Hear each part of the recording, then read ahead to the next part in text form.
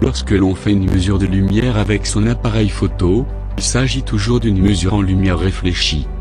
En effet, la lumière qui atteint la cellule photoélectrique de l'appareil photo provient de la source de lumière qui éclaire la scène, renvoyée, réfléchie par le sujet, vers l'appareil photo, l'observateur ou le photographe.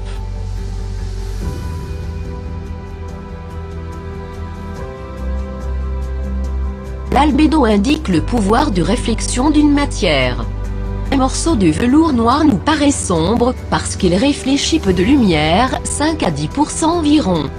Une feuille blanche nous paraît claire parce qu'elle réfléchit beaucoup de lumière, 80% environ. Imaginons que nous sommes en train de photographier ces deux sujets séparément, sous un beau soleil, sans nuages. Convenons que d'une prise de vue à l'autre, la lumière sera absolument identique en intensité. La cellule, au moment de la mesure, ne sait pas à quel sujet elle a affaire. Résultat. Notre stylo ne sera pas noir, il apparaîtra gris. De la même manière, la feuille blanche serait inondée de lumière.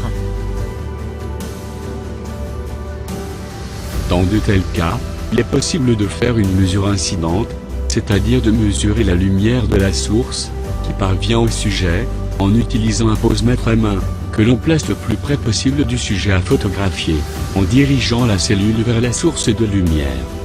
Et un posemètre coûte cher, en général, le prix d'un bel appareil photo.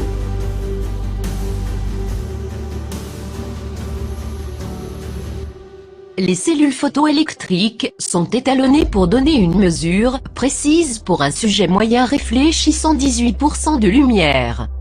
Le carton gris, réfléchissant exactement 18% de la lumière qu'il reçoit, sert d'étalon pour adopter le bon couple vitesse-diaphragme quelle que soit la nature du sujet photographié, sa couleur, son pouvoir de réflexion. Cette carte grise à 18% est une aide pour la mesure de la lumière, pas un appareil pour mesurer la lumière. Placez la charte grise neutre près du sujet et orientez-la vers l'appareil photo. Ainsi on peut avoir de bonnes valeurs et une exposition correcte.